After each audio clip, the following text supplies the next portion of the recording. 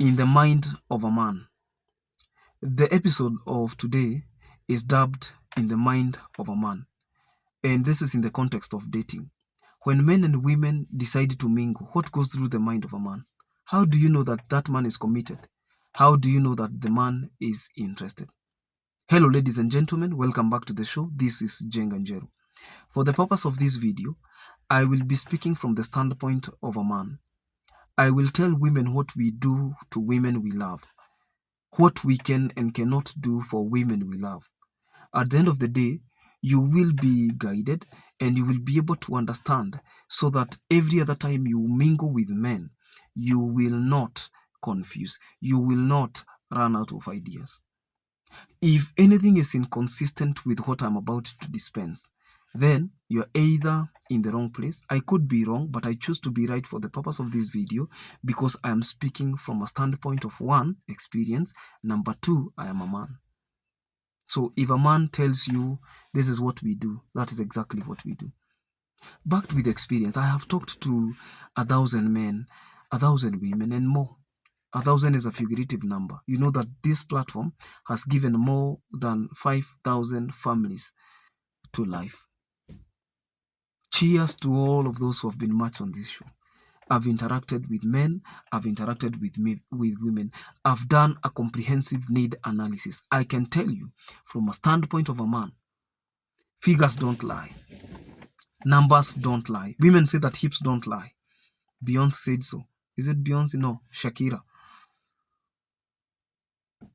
But when you tell women that this is what men think, this is what goes through the mind of a man, atakwambia nini? Huyu ni tofauti. Wangu ni tofauti. Wangu ni mzuri. For the women we love, we protect. For the women we love, we care for. For the women we love, we take care of them. For the women we love, we take care of their generations. For the women we love, we protect. For the women we love, we cherish. For the women we love, we take care of. Have you noted that I have not used the word respect? Respect goes to men. You see, there's a difference between respect and honor. We honor our women. There are things we cannot do to them. I don't want to speak so much about respecting them because that is unorthodox. And most people think it is one and the same thing. Oh, he has to respect me. No. And respect goes to men. And in most cases, men will honor their women with marriage. In the dating pool, they may contaminate anything else. They may have messed in the past. And one of the greatest pointers of interest in a man and one of the greatest honor that a man who is dating you can do to a woman, bearing in mind that we have more than 3.5 billion women in the world. One of the greatest honor that men can do to women is to marry them. So if a man honors you as a wife and as a marriage partner, that man thinks greatly about you. You are a great partner, a great wife, a great woman he has seen. It is, women control intimacy. A woman can control the man she will get children with. A woman can say, that's why there are even women who have paternity cheats. They are paternity cheats. You find that she is either engaged, she's having another man in the house, but she decided to get children with another man. Women control who they sleep with, but men control who they marry. So if a man does the honor of taking you to his home as a Mikai is a first wife, or in our context, because there are still people who are getting married for the second or even the third time. If a man proposes to you marriage, that man thinks great about you. Any other conversation that is not revolving around marriage and you are dating is not a serious conversation. Take that one from me. Oh, somebody will tell me, oh, Jenga, but we are just 3-4 months. Let me tell you, for the women we love, when we see them, we know. We can tell. We want marriage. He might not say it instantly because men are different and circumstances make it different for different people. Distance also is also a factor. Maybe the proximity, the nature of work, and the other things, deadlines that people have put before marriage, all those things can be factors at play. However, if that man does not envision marriage, you guys staying together, you are in the world of fantasy. You are alone. Uko peke yako. Si ni mimi nakwambia, si ni mimi nakushow. I have interacted with men. You see a man, a dignified man calling you, Jenga, please, I want you to make sure that I end up with that woman. I have gone on a date with her twice, thrice, but let me tell you, Jenga, I want you to make sure that I end up with that woman. Nitete. Nitete. Do what you can do in your power. Nitete. I have liked that woman. If she's interested in marriage, I am ready. For the women we love. For the women we love, we go above and beyond. Above and beyond means that if we go on a date, I am not going to force you to pay. I am not going to allow you to pay. Those are two different contexts. Have you ever gone on a date with somebody, he is a man, and he tells you, si ulipe? Hey, hata wewe lipa leo.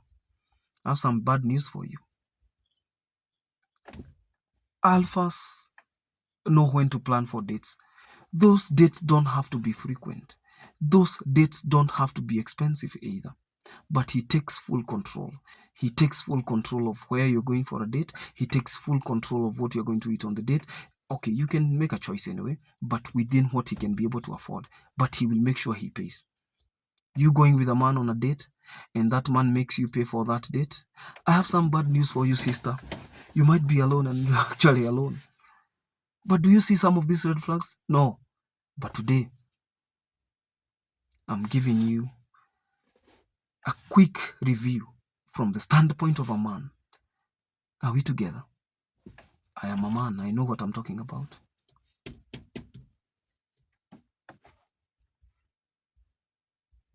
You guys need to be very keen. Unaangalia mtu. For the women we love, we don't ask for money. For the women we love, we don't borrow money. Hata tukiwa na shida inakaje. Kwani where are our friends? For the women we love, we don't ask for money. Unakufa kijeshi. That investment can wait. You know, there is that innate ego in a man. I'm not saying that the man cannot ask you for help, but those who are interested preserve that request for marriage, because two become one. Here you have not become one yet, but the guy wants 200,000 to buy what? That is a con man. Sinimi na kushow. That's a con man. Oh, but huyu ananipenda Jenga, hata amenionyeshana na brothers wake. Unadhani brothers wake wameonyesha watu wangapi so far? But when I tell people become a member of this show, let us do these videos often, support this show, people are like, ameanza biashara. To be informed is to be transformed, to be enlightened makes you better every day. Wacha atupe advice, asi tuombe pesa sisi. Guy, I've never asked people for money on this show, and I am not intending to, but you can support the show if you like. And one of the reasons I find it so funny that people make mistakes continuously is because they don't like listening. Somebody said that it is very difficult to advise somebody who is in love.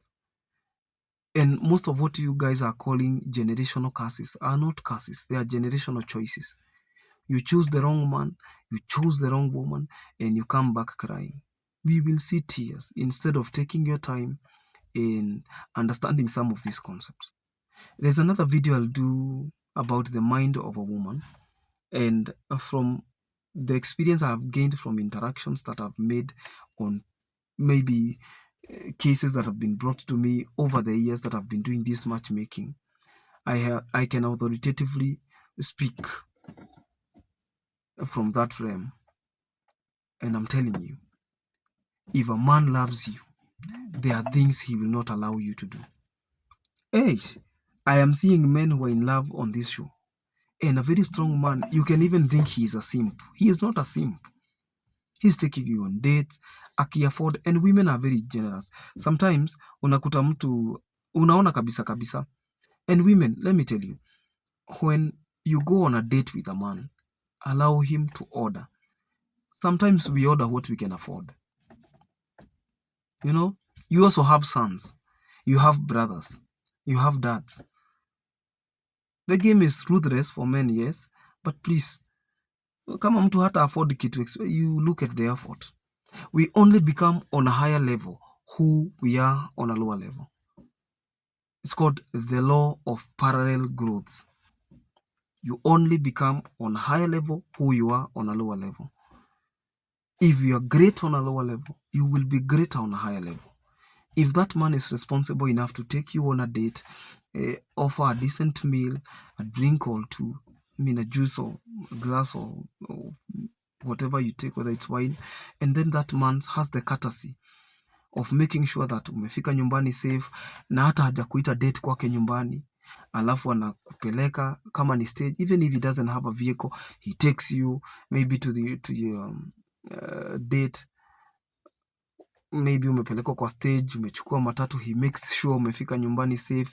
It was nice meeting you, anahakikisha umefika salama, alafu anakuwish good night. He's a good man. Wacha niwaambie, if you find a good man and he does not have a lot of money, marry the good man. Oh, you can meet a man today and he's very broke. But if he is visionary and he has things in order, he can foot his bills. Tomorrow unaweza kutana na yeye ushindwe kama huyo mwanaume mabadilisho. One idea away from changing the entire life. So for the women we love, we don't make them spend. We spend either. For the women we love, we don't abuse. For the women we love, we don't hate their children. For the women we love, we don't ask them for money. For the women we love, we offer a hand in marriage. So if everything else I have mentioned is in contrary opinion, if what I have mentioned is in contrast with what you have been seeing and you are dating yourself, or that man is about to take you through an emotional roller coaster of a lifetime and you'll never forget. So you'll be asking yourself, Jenga, do I quit? You know what to do. Check whether you've subscribed to this YouTube channel. I'll see you in the next video, ladies and gentlemen. Give this video a thumbs up. Let us know where you're watching us from. Bye-bye.